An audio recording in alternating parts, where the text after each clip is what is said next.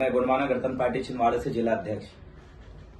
गुणमाना गणतंत्र पार्टी ने लोकसभा प्रत्याशी के रूप में अभी मुझे प्रत्याशी बनाया है और जिसको लेकर छिंदवाड़ा जिले में पूरी गुणमाना आंदोलन के साथियों के साथ, बहुजन मूवमेंट के साथ मिलकर मैंने कल ही नामांकन पत्र दाखिल किया और एक चैलेंज हमने यहाँ पर आज लिया कि छिंदवाड़ा की ये जो पावन धरा है, जहाँ पर कानपुर के, बंगाल के, बाहर के लोगों ने आके 45 साल तक यहाँ पर राज किया और वर्तमान समय में सांसद नकुल नाथ जी और कमलनाथ जी जो बड़े बड़े डंका पीट रहे हैं कि आदिवासियों के लिए हमने छिंदवाड़ा जिले के अंदर बहुत विकास किया है, बहुत दिन रात आदिवासियों ने हमें वोट देके जिताया है। पूरे ये बात तो सत्य है कि आदिवासियों ने वोट देके दिखाया, लेकिन विकास की बात तो सत्य नहीं है।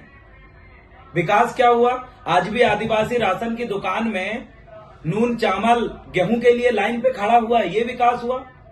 विकास ये हुआ कि आज आदिवासी देखिए अस्पताल और स्कूलों की हालत खराब है।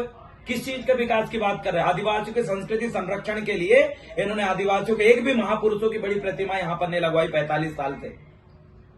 न ही आदिवासी की बोली भाषा के लिए कभी संसद भवन में, विधानसभा में कभी आवाज नहीं उठाया गया। ये विकास की आप बात कर रहे हैं? ये छिंदवाड़ा जिला यहाँ मूल निवासियों का राज है, लेकिन कानपुर और बंगाल के लोग आके राज कर रहे हैं। इस चीज का विरोध करने के लिए और साथ में आके छिंदवाड़ा की जनता ने हमें चुना है, प्रत्याशी के रूप में चुना है। छिंदवाड़ा पांडुरना के आदिवासी जो है उनकी आर्थिक विकास आप देख लीजिए। ये कमलनाथ जी की विगत 45 साल के अंदर जो संपत्ति है 45 गुना बढ़ गई है, लेकिन पर कैपिटल आय, प्रति व्यक्ति आय यहाँ के आदिवासियों की क्या 45% पहुंची 45 साल में? आप देख लीजिए। इनके बड़े बड़े कॉलेज है, IMT कॉलेज है जो कि गाजियाबाद, नागपुर, दुबई जैसे जगह में। क्या ये IMT कॉलेज यहाँ पर आपको मिलेंगे छिंदवाड़ा में? नहीं, क्योंकि यहाँ का आदिवासी पढ़ लेगा तो इनका झंडा बहना डंडा कौन उठाएगा जी? जय कमलनाथ का नारा कौन लगाएगा जी? लेकिन नहीं, यहाँ के लोगों को न पढ़ना है। आर्थिक रूप से पूरे बाहर के इन्होंने अपने पूंजीपतियों साथियों को लाकर बसाया। छिंदवाड़े के अंदर एक भी बड़ी दुकान, एक भी बड़ा ठेकेदार, एक भी बड़ा स्कूल आदिवासी नहीं, एक भी कॉलेज आदिवासी नहीं। कौन सा विकास इन्होंने किया जी? आदिवासी यहाँ पर कहाँ जाते हैं काम करने के लिए? होशंगाबाद, नरसिंहपुर जाते हैं। आदिवासी जा रहे हैं बाहर, पलायन हो रहे हैं। बड़े बड़े भूमाफियाओं को पालने का काम यहाँ की कांग्रेस और भाजपा की सरकार ने करी है। सांसद नकुल नाथ जी और कमलनाथ जी ने करे हैं। इनके नेता जो भी बीजेपी में गए उनकी संपत्ति आप चेक कर लीजिए। जिनके पास आज से 45 साल बाद 5 एकड़ 2 एकड़ जमीन नहीं थी, खाली हाथ कटोरा लेके आए थे, आज वो 1000 2000 एकड़ जमीन के मालिक है। और जब इन्हीं के पीछे ईडी और सीडी के जब जांच बैठने लगी तो इधर उधर भागने लगे, कांग्रेस से बीजेपी में जाने लगे। जितने लोग कांग्रेस से बीजेपी में गए सबके पीछे वो भाजपा सरकार लगी हुई है। ये वही लुटेरे हैं जिनने आदिवासियों को 45 साल तक लूटा। और आज क्या स्थिति है आदिवासियों की आप देख लीजिए।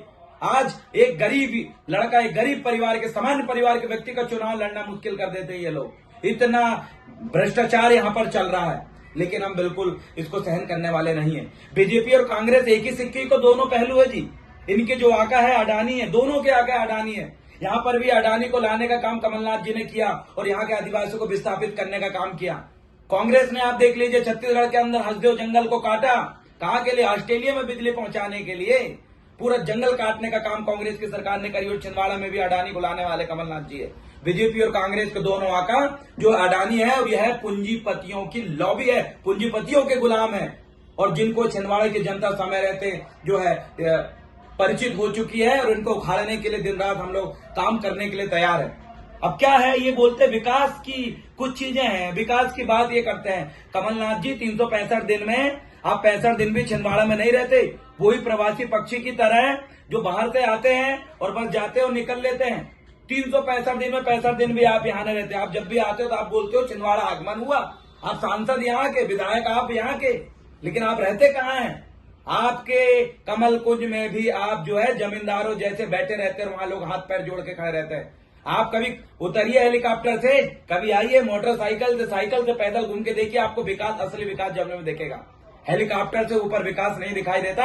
विकास देखने के लिए फटी चप्पल पहन के देखिए एक बार, तब आदिवासियों का विकास आपको पता चलेगा। उनकी झोपड़ी में रोक के देखिए, तब आपको विकास पता चलेगा। आप एसी में रहने वाले लोग, बड़े बड़े भोजन करने वाले लोग, बड़े बड़े अस्पताल में इलाज कराने वाले लोग, कभी सरकारी अस्पताल में इलाज कराया कमलनाथ जी आपने?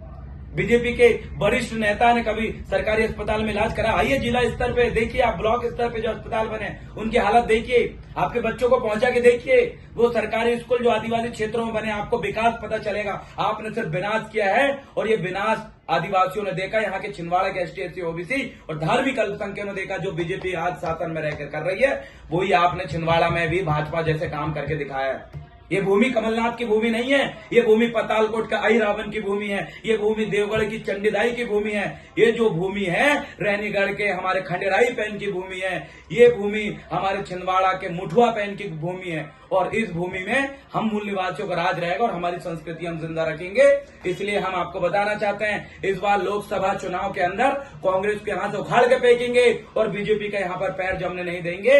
इसलिए हम लगातार काम करते रहेंगे और गुणमाना गणतंत्र पार्टी दादा हीरा सिंह मरकाम जी का जो मिशन है उसको हम पूरा करेंगे। यही काम बीजेपी ने करी जब राजा महाराजा शंकर था, जिनको तोप के सामने बांध के उड़ा दिया गया। उनको महाराजा थे, 52 के महाराजा थे, लेकिन आरएसएस राजा शंकर शाह करने के लिए इन्होंने जो है आरएसएस नाम उसका रखा, राजा शंकर शाह यूनिवर्सिटी रखा, जबकि इनको रखना था महाराजा शंकर शाह यूनिवर्सिटी। लेकिन आरएसएस को प्रमोट करने के लिए यूनिवर्सिटी का नाम ऐसे आपने रखा। हम देख रहे हैं और अब हम समझ चुके हैं। अब आपका बोरिया बिस्तर बांधने का समय आ चुका है, आपकी जड़ें उखाड़ कर फेंकने का समय आ चुका है। अब छिंदवाड़ा का मूल निवासी, छिंदवाड़ा का आदिवासी छिंदवाड़ा में राज करेगा, क्योंकि हमारे महान पुरखों ने कहा था मावा नाटे मावा राज।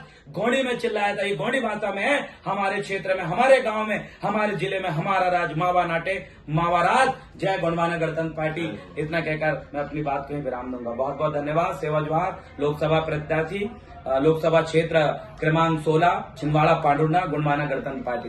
धन्यवाद।